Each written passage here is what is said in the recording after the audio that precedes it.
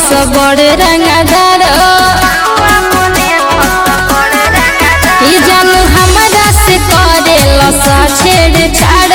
लफुआ बनेला सब बड़े रंगदार शेर के शेरनी तू बबर हो अच्छा कि बुझल तू अबर हो चमरा हम कलर हो ए जान तू ही हमर हो चमरा हम कलर हो फिर तो सही कहता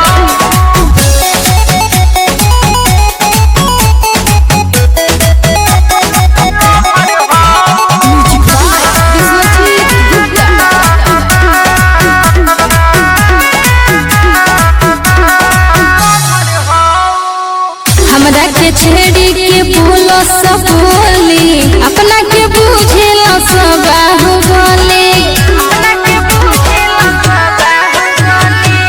SPDSP में बाबा जान हो केहू ना बोली जदी मार दे हो जान हो ठीक है बा काहे कोई ना जानू तू सबर हो कि बुझल तू अबर हो चमरा हम कलर हो ए जान तू ही हमर हो चमरा हम कलर हो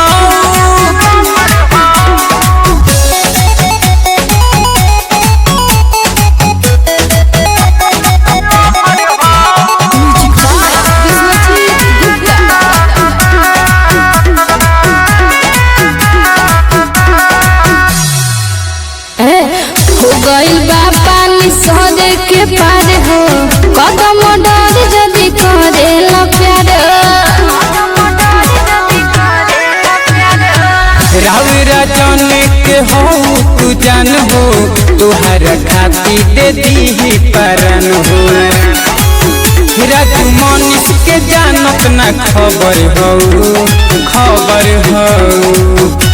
कि बुझल तू